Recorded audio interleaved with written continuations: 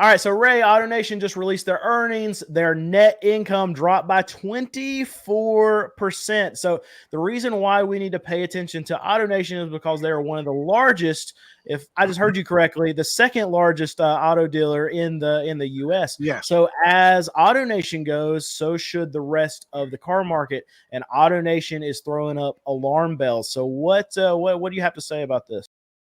Well, the one thing I noticed looking at their numbers is it's becoming harder and harder for these large publicly traded groups to make the same type of money as they had been making. And there's a couple different factors.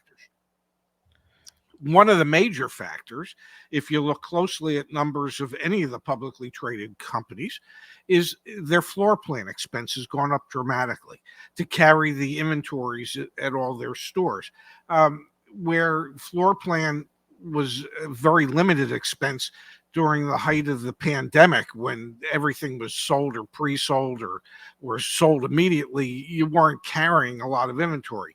Inventory has been building back up at most dealerships, and the cost of carrying that inventory has gone up tremendously, and that eats into the overall profits of large groups like Penske or AutoNation.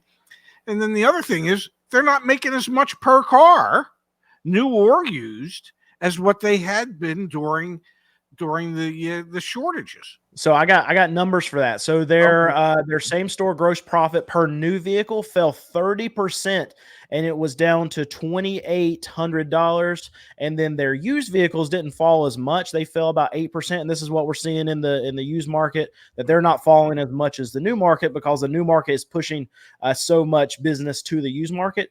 But they're down to $1,600. And what's interesting, I follow CarMax a lot, Yes. and their profit per car is right around that $2,600. So, and their profits have also been pulled back a little bit too. So it seems like the whole market is doing this shift where they're realizing, okay, we've got to either lower prices, we've got to buy cars better, we have to incentivize customers more, we have to add more special interest rates, we're having to pay more for our lending right now. So it's just hitting these dealerships, especially big automotive groups like AutoNation. It's hitting them in every corner of the market right now. Oh, absolutely. I don't know if they broke down in the article what the average finance gross profit was per vehicle sold, but I will guarantee you that because of higher interest rates, that has gone down as well. So everywhere you look in these groups, the cost to carry your inventory has gone up. The amount of money you're making in the back end as you sell vehicles on average has gone down. The amount of the front end profit on new vehicles has gone down because, well, it's harder to sell them because you have more of them. The average gross profit on your used vehicles has gone down because the cost of getting those used vehicles is still somewhat high, but you can't charge as much today because the new car prices are coming down incrementally. So you have, in all four of those areas, it's cost the groups money. And I would imagine the one area where they're probably doing really well still is parts and service. Okay. Because we know that the quality of the cars that are being sold, both new and used, is not nearly as good as they used to be. And the amount of recalls that we see is more than what we used to see. So parts and service is probably the saving grace for most dealerships, and new cars and used cars are killing them at the moment. Even though they're still making money, they're not making money like they had. I mean, a 30-some% drop's pretty big, isn't it? Yeah.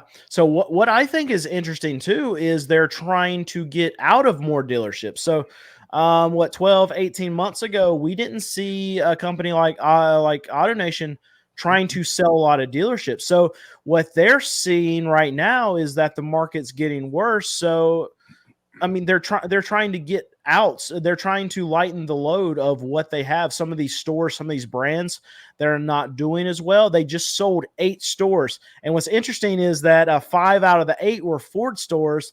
Another one was a Nissan store. They had a CDJR store that they got rid of. I would anticipate that most of the stores that they want to get out of are Chrysler, Dodge, Jeep, and Ram, but maybe they do have a lot of those stores for sale, but they can't find buyers for those stores. But they can find some buyers for the Ford stores. But I think this speaks volume to a brand like Ford. That's okay. 5 out of the 8 stores that they sold were Ford stores. They want out of that business.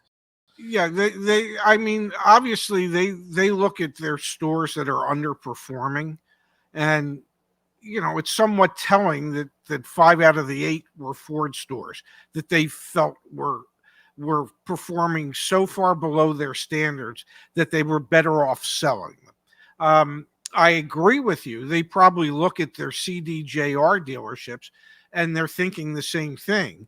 But the dilemma is they can't find other dealer groups or smaller dealer groups that want to come in and buy them, because CDJR dealers are struggling at the moment and are operating on some of the smallest profit margins of any of the brands out there. So that's where we need to go. We talked a little bit about me and you opening up a CDJR dealership. I bet if we go to AutoNation, they might just give us one. They very well might. Yeah, I know my wife's on board with that. We definitely want to open up a new CDJR dealership, right? Mm-hmm. Well, Kristen, don't you want one of those new Grand Wagoneers? You said Grand Caravan incorrectly. Oh, I was going to say, no, thank you. I need something with sliding doors and folding seats. Lots of cup holders. Oh, well, I was trying to get you that Grand Wagoneer, because somebody's going to drive that damn thing. No, but I bet there are some CDJR dealerships out there that are for sale for negative money. I bet somebody would pay to get some of that inventory off of their floor plan so they don't have to pay the interest on that stuff. I know for a fact that when things were really, really, really bad at CDJR, and we don't have to go back all that far, maybe 2-3 months. Zach received some direct messages from some of our friends in the business who said, I wouldn't take one if they gave it to me. Okay. I would like to get out of mine. I just don't know how. So yeah, a lot of people think that owning a new car franchise dealership is a printing press for money. And in some cases it is. BMW just a few years ago, a couple of years. I mean, my God, it was like you're just raking in the money. If you couldn't make money, and even today, if you can't make money at a BMW dealership, well, you have done something seriously wrong. And if you're reporting a loss, well, it's just, I guess it all depends on how much you're embezzling, because it is just literally they are like a printing press for money. A CDJR dealership is not. Okay, one of those is like it's your ATM machine that your debit card keeps going into, so they can keep extracting enough money to keep the damn business going. Okay, and instead of you taking money out, it's taking money out of you to keep the business going, and so it becomes a problem. And so, yeah, my guess is AutoNation probably has, in my technical terms, a poop ton of CDJR dealerships that they'd like to unload that they can't at the moment. So realistically, do you think they have like a list of these CDJR dealerships that they're probably sending out to a bunch of different groups and saying, "Hey, you interested?" And they're literally just getting, "No, I have no interest in any of that." Well, or the interest would be, yes, the amount that we're going to offer you is pennies on the dollar and so low that if you say yes to to selling it, we're going to think we overpaid. And they will have known that they really hadn't, because they were offering next to nothing. So I think AutoNation realizes that there's just no money to be had right now, whether you own the damn things and you're trying to sell the product, or you own the franchise and you're trying to sell the franchise. You're not going to make money either way. You have to hope that over the course of time, the next 12 to 18, 24 months or so, that Stellantis kind of rights the ship to a degree, and they get their inventory levels in where they need to be. They can start allowing dealers to find the profit margins that they need to have, and then they'll become a brand that other dealer groups might look at and go, we need to add a couple CDJR dealers. But until that happens, it's going to be very, very difficult for anybody to get any real money for their CDJR dealer. All right. Well, a lot of you might not realize this, but this is a brand new channel. So make sure you hit that subscribe button, like, and let us know what you want us to talk about. So not to say things in the car market are going to get as bad as they were in 2008, but what happened back in 2000? It would have been 2009 at that point, when everything was just going to hell. Yes. As far as dealerships, I'm sure there were dealerships that switched hands. I'm sure there were a lot that went out of business. Was it a thing of a lot of these mom and pop franchises? Because you can't go. I know here in the Southeast, you can't go anywhere without seeing Hendrix dealerships everywhere. There are Randy Marion dealerships everywhere where I am. Cloninger. There are a bunch of dealership groups that own pretty much all the dealerships around the area. Were there a lot of small dealerships that just got absorbed by a lot of these big companies? What happened during that time frame with these dealerships? Well, I think it started long before that, actually. Okay. When Blockbuster became AutoNation, when Wayne Huizinga owned it all, and they started buying up dealerships back in the 90s, and you would start this. There just weren't nearly as many mom and pop stores as there used to be, and suddenly there were more regionalized groups, and then it became national groups. I was part of the Penske organization. Well, before we were part of Penske, it was Sun Automotive. And it was a small regional group in the Phoenix area that was owned by a United Auto Group, and then United Auto Group was bought out by Penske Auto, and so it just, and especially when times are bad and some of these small stores are struggling, when these dealer groups can buy them up for a song, why wouldn't they? Because you know the bad times aren't going to last forever, and so I mean, a lot of the stores got bought up, and there was a lot of consolidation, and we still see consolidation today. There was an interesting article in Automotive News about how some new first-time franchise car dealers are having great difficulty, not necessarily in buying a small mom and pop store when they're available, but in being able to acquire the floor plan line of credit that they need to carry their inventory.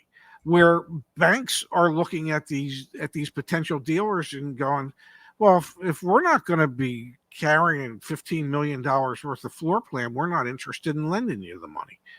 And, and these small dealers might only want $4 or $5 million line of credit.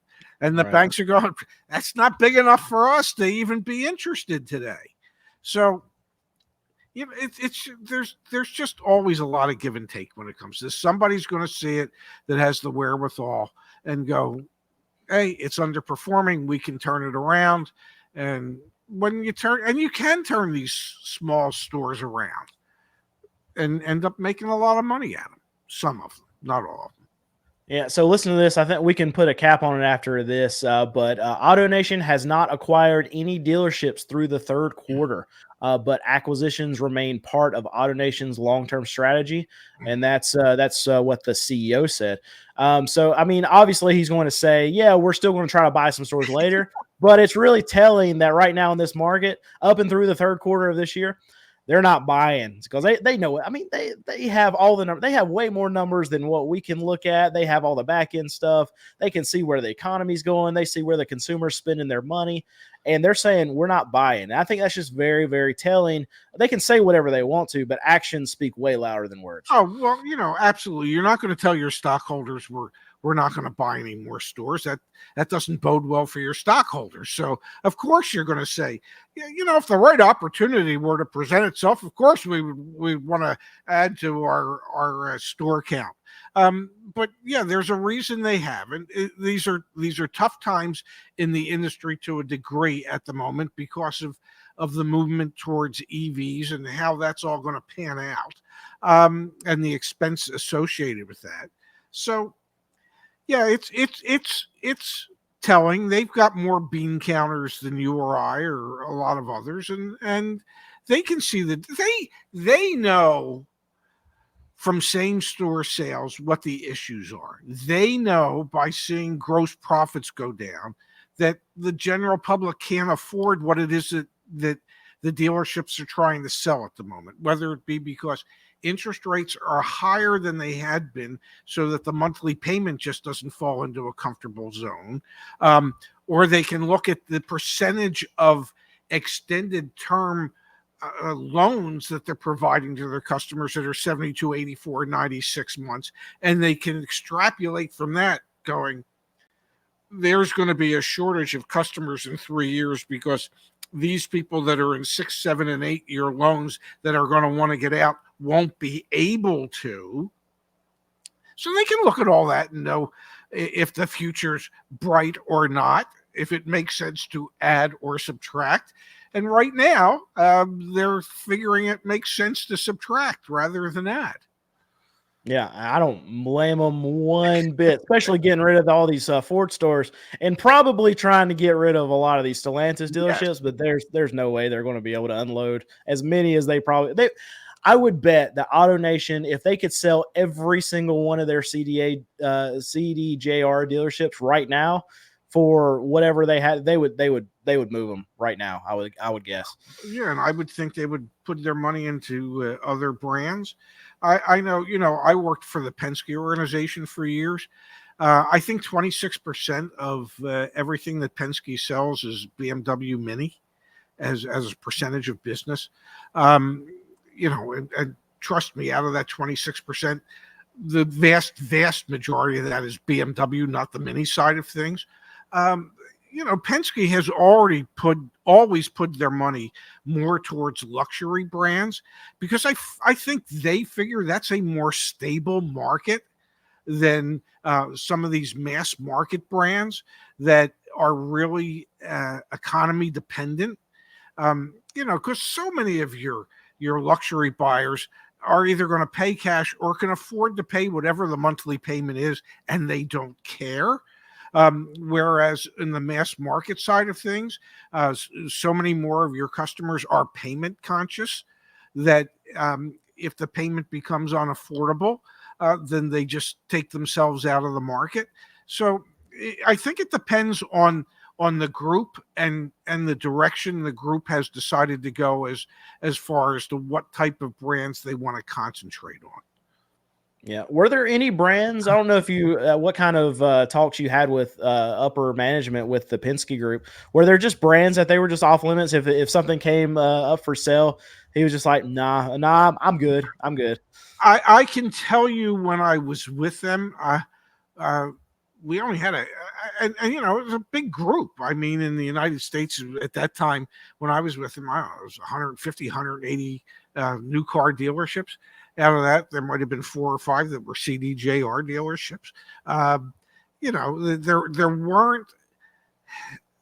There weren't a huge number of mass market brands. I mean, some, obviously Toyota, obviously they wanted to acquire as many Honda and Acura dealerships as they could, but a lot of the manufacturers would put a limit on them as to how many they could have.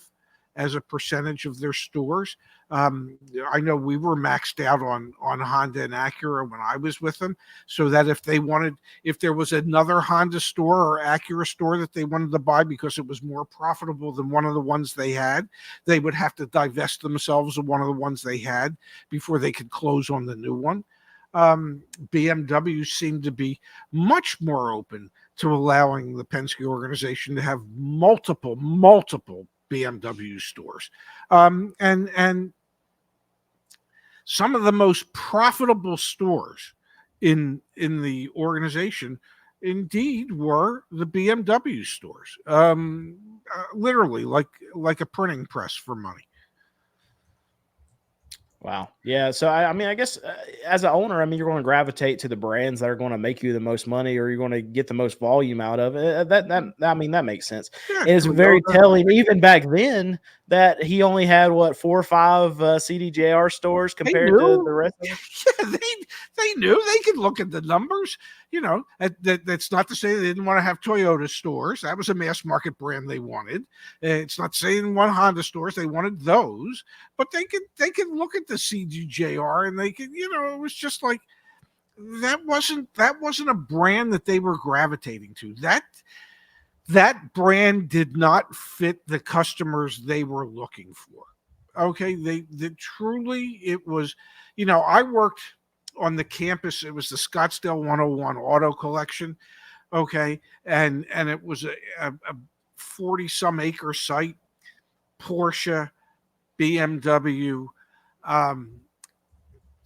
Jaguar, Land Rover, Audi, Volkswagen, Mini, Acura. It was all mostly highline brands. Ferrari. Oh, it wasn't the cheap brand was the VW store.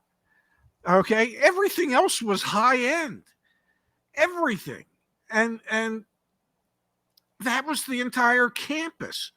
There was, I think, 10 or 11 stores, and the cheap brand was VW, and there wasn't anything else that was even remotely close to that as far as price points were concerned. He saw what he thought made the most sense and could allow for the greatest profit, and he thought it was luxury brands.